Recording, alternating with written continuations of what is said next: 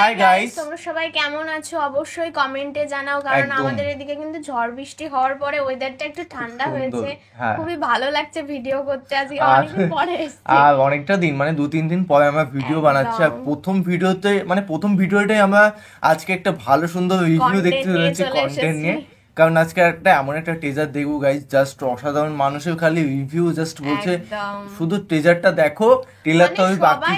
এত কমেন্ট করছে কিন্তু প্রবলেম হয়েছিল এই কদিন আমরা ভিডিও নিয়ে আসতে পারিনি, সেজন্য এই ভিডিওটা এখন আপলোড করতে পারিনি। এত গরম তো এডিটিংই করতে পারছিলাম না, ঝড় ছিল, মানে একটার পর একটা লেগে আছে। তো ওখানকার আবহাওয়া মানে তোমাদের ওখানকার আবহাওয়া কেমন, কোথায় আছো অবশ্যই কমেন্টে জানিয়ে দিও। আর আজকে দেখতে চলেছি, জাস্ট বলবো না, তোমরাই বুঝতে পেরেছো, তাও একবার বলে দিই, তুফানের একটা টিজার দেখতে চলেছে, সামথিং ভালো হবে। আমি যতটা এক্সপেক্ট করি যে বাংলা কমিউনিটিতে অনেকটা বুস্ট হয়েছে, বা মানুষের যে মস্তিষ্ক সত্যি, মানে যারা ডিরেক্টর প্রডিউসার সত্যি জাস্ট অসাধারণ, মানে ফায়ার নিয়ে আসছে। জাস্ট বাংলা কমিউনিটি অনেকটা, মানে বাংলা যে কন্টেন্ট গুলো অনেকটা, মানে 10 বছর এগিয়ে গেছে আমি মনে করি।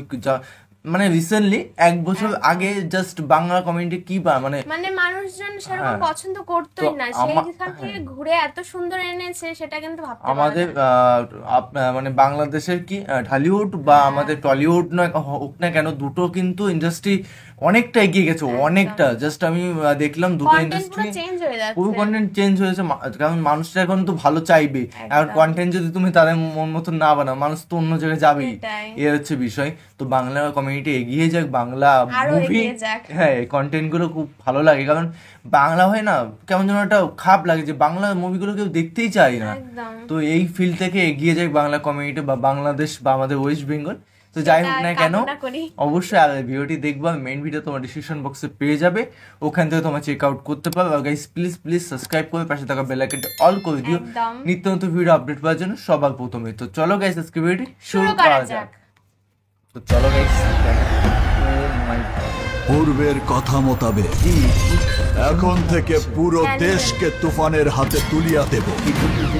যা চাইবে পাইবে, করিতে চাইবে করিবে, তাহাকে কোনো কিছুতেই বাধা দেয়ার এখতিয়ার কেউ রাখিতে পারিবে না।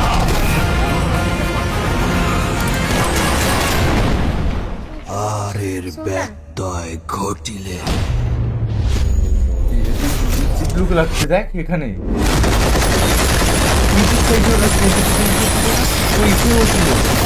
সিনেমা নামটা ভুলে যাচ্ছি, ইউনিক আছে।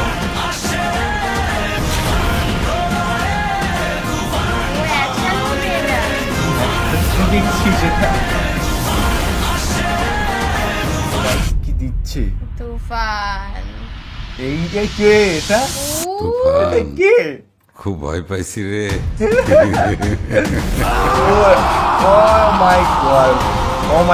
এটার জন্য আমি খুব এক্সাইটেড, প্রচুর এক্সাইটেড। এটা আমার দেখা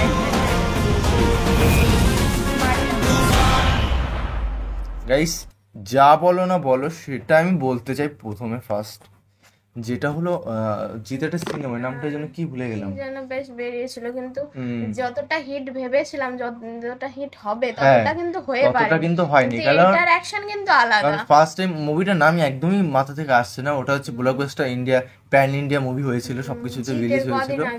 নামটা কি নাম কনফিউজ, সে যাই হোক না কেন, ওই মুভি একটু মানে হালকা টাচ দেখতে পাচ্ছি। তারপরে তোমার কেজিএফ মুভি একটা টাচ দেখতে পাচ্ছি, জিতের সঙ্গে একটু লুক মিলছে, কারণ জিতও তেমন একটা চুল বেঁকেছিল, গেট আপ, তারপরে তোমার মেশিন গানটা যে যেমন মারলো সেটাও জিত করেছিল। আমি বলবো না যে কপি, কিন্তু ওইটুক দেখে কপি একদম বলা উচিত না, কারণ গেট আপটা ম্যাচ খাচ্ছে সেটা বলা উচিত একদম। আর লাস্ট ফিনিশিং এ চঞ্চল চৌধুরী এন্ট্রিটা আমি জাস্ট অবাক,